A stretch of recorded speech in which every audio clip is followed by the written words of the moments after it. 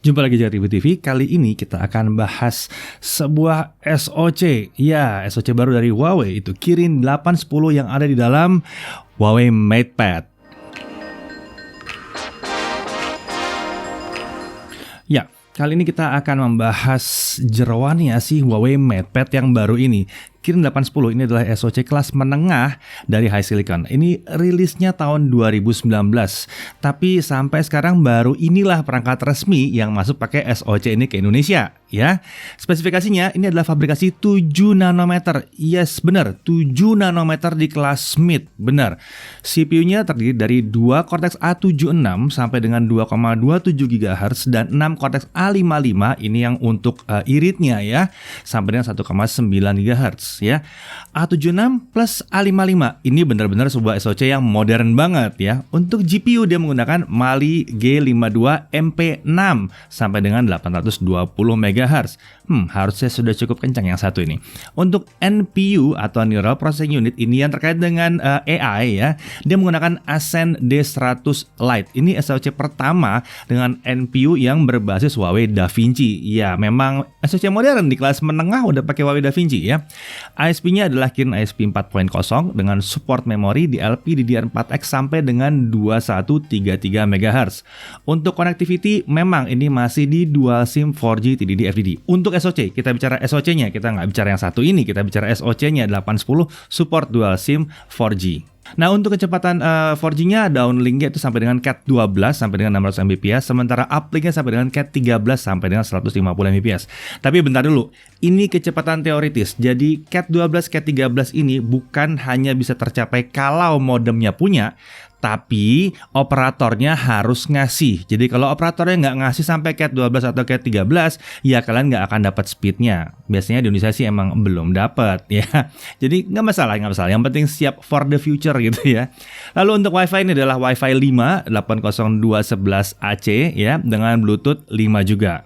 Oke, sekarang kita mau ngetes si Kirin 810 yang ada dalam MatePad ini tentunya ya. Nah, perangkat ini sendiri adalah 810 pertama yang masuk dengan resmi ke Indonesia ya.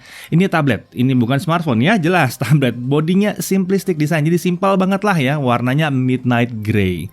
Di kanan ada USB Type-C, ada speaker. Di atas ada tombol volume up and down, ada mikrofon juga di situ. Di sisi kiri kita lihat ada tombol power dan ada speaker. Jadi kanan dan kiri ada speakernya ya, menarik banget. Lalu di bagian bawah itu ada tray, ya ini hanya untuk micro SD ya. Lalu di bezel di atas layar itu ada sebuah kamera ya, kamera selfie, dan di bagian belakang kita lihat ada kamera utamanya. Untuk dimensi ini adalah 245,2 x 155 x 7,35 mm. Tipis ya, 7,355 mm ya. Bobotnya juga tergolong ringan banget di 450 gram. Nah, lanjut mengenai spesifikasinya, layarnya ini adalah layar 10,4 inci 2000 x 1200 pixel panel IPS. Ini gila sih, resolusinya tinggi banget untuk harga segini, tinggi banget, 10,4 inci 2000 x 1200 pixel ya. SoC tadi udah dibahas, Kirin 810 dengan RAM 4GB. Oke, storage-nya 64GB, tapi dia support micro SD sampai dengan 512 GB. Ini besar, dan micro SD juga gitu ya. Baterainya gede, 7200 mAh. Sayangnya charger di paket penjualan tuh hanya support 5 volt 2 ampere, jadi 10 watt doang. Ini akan agak lama sih ngecharge-nya harusnya ya. Nah, untuk kamera utama itu adalah kamera 8 megapiksel autofocus. Ya, tablet memang biasanya nggak dapat kamera yang luar biasa, tapi sudah cukup lah ya. Untuk kamera selfie juga 8 megapiksel, dan ini adalah kamera ultra wide. Untuk konektivitas, terlepas dari apa yang dimiliki oleh SoC, dia akan punya spesifikasi yang bisa mirip atau berbeda, tapi di sini hanya ada Wi-Fi 5, ya Wi-Fi 5 dan Bluetooth 5.1. Sayangnya memang di tablet ini tidak ada konektivitas 4G-nya, tapi nggak apa-apa, demi harga nggak apa-apa ya. Untuk sensor kita lihat ada accelerometer, ambient light, orientation sensor, dan sayangnya gyro nggak kelihatan ada di sini. Tapi ya oke lah ya. Untuk UI dia pakai MIUI 10 ya, Android 10, dan sayangnya yang ini tanpa GMS atau tanpa Google Mobile Services. Jadi nggak ada Play Store yang terbawa dalam sini ya, nggak ada sayangnya ya. Tapi paling nggak, mari kita lihat pengujiannya aja dulu. Yang paling penting kita akan mau bahas tentang si Kirin 810-nya. Kita mulai dengan Antutu 7 dan kita akan membawa 3 SoC lain, ada Helio G90T, Snapdragon 730G dan Snapdragon 765G. Karena ini ada di mid atas, upper mid ya. Kita mau lihat performanya seperti apa kalau dibandingkan dengan yang lain-lainnya ini ya.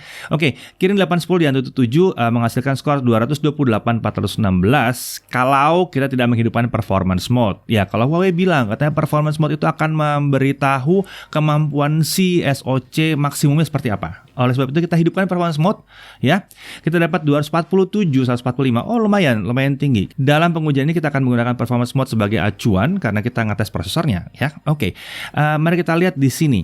Dibandingkan dengan Helio G90T, Helio G90T tertinggal sekitar 9,74%, sementara 730G bahkan bisa tertinggal di Antutu 7 sampai 12,36%.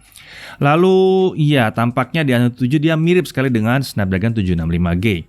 Lalu bagaimana di Antutu 8? Di Antutu 8 kita dapat normal score di 254 ribuan dan performance mode menunjukkan skor yang lebih tinggi di 307 ribuan. Ini kayaknya pada saat performance mode nggak cuma prosesor doang yang naik, tapi GPU juga naik ya. Oke. Dengan G90T kita lihat G90T tertinggal 8%-an ya. Kemudian 730G bahkan tertinggal sekitar 12%-an. Dan lagi-lagi 765G bukan sebuah SoC yang gampang untuk dikalahkan di kelas mid ini.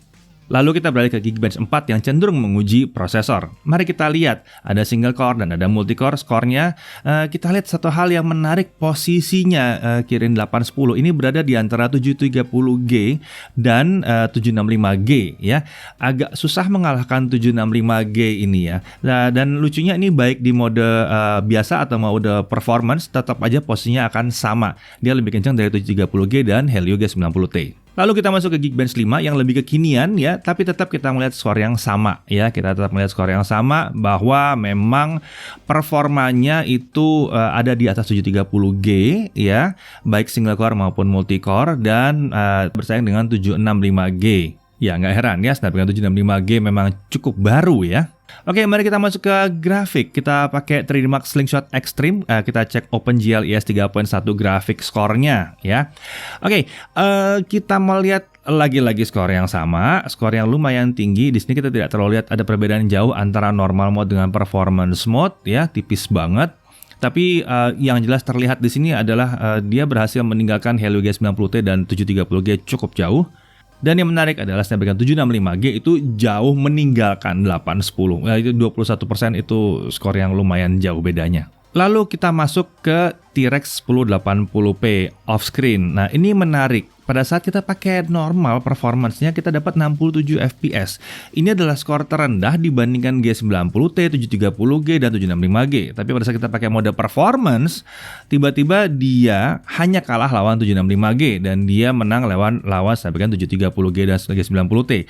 Jadi benar-benar ya, hasilnya tergantung dihidupkan mode performance-nya atau tidak, spesial buat GFX Bench. Kalau menurut saya, yang benar sih sebetulnya ya yang tidak menghidupkan mode performance ya. Tapi harapannya Huawei adalah pada saat mode performance hidup. Jadi ya mari kita lihat, mungkin nanti ada tablet yang lebih kencang lagi di-tune. Jadi tergantung tuning tabletnya. Kalau lebih dingin harusnya bisa mencapai performance yang lebih baik daripada yang ada di normal mode sekarang. Oke, kalau gaming gimana? Sekilas kita tes. Kita tes dengan PUBG Mobile ya. Huawei MatePad ini bisa dapat smooth extreme 60 fps. Dan bahkan kita bisa set dia di HD Extreme ya, di 60 fps juga. Jadi ini emang kencang, ya. HD Extreme, Smooth Extreme itu bisa. Sayangnya memang nggak ada pilihan untuk HDR Extreme. Tapi ya sudahlah ya, nggak ada masalah. Kemungkinan besar kan akan main di Smooth Extreme untuk memastikan tidak ada dropping sama sekali. Mungkin kelemahannya di PUBG Mobile adalah karena nggak ada gyro yang aktif yang nyaman untuk dipakai di situ ya. Nah, kurang lebih seperti itu hasil pengujian performanya. Kita lihat bahwa Kirin 810 ini kencang untuk kelas menengah atas ya, sesuai dengan pemosisiannya. Dan MatePad ini jadi satu produk yang menarik sekali ya. Performanya bersaing dengan SoC kelas menengah atas yang lain saat ini. Hanya 765G kayaknya yang tidak bisa diutak-atik sama SoC yang satu ini ya. Dan Kirin 810 membuat MatePad ini menjadi sangat menarik bagi kalian yang membutuhkan tablet yang mumpuni namun terjangkau. Memang jadi masalah biasanya tablet kalau di kelas harga yang murah itu problemnya mungkin oke, perlengkapannya oke, layar oke, bisa macam-macam, tapi biasanya prosesornya pas-pasan. Itu yang paling sering terjadi ya. Yang ini nggak pas-pasan sih prosesornya. Ya walaupun memang kalian akan kehilangan 4G mungkin di sini, tapi ya mungkin kalau untuk tablet, untuk konsumsi sekarang ya di rumah sih harusnya sih fine-fine aja. Dan yang menarik lagi, apabila dibutuhkan, pengguna itu bahkan bisa nambahin stylus dari Huawei sendiri untuk produktivitas yang lebih baik. Sayangnya emang nggak dipaketkan dalam paket penjualannya ya. Oke, tentunya GMS akan jadi sedikit penghambat untuk MatePad ya. Tapi apakah benar itu jadi penghambat? Apakah itu benar-benar mengganggu sekali gitu ya? Nah, kami sedang tahap membuat pembahasan yang lebih dalam mengenai penggunaan si produk-produk Huawei tanpa GMS ya.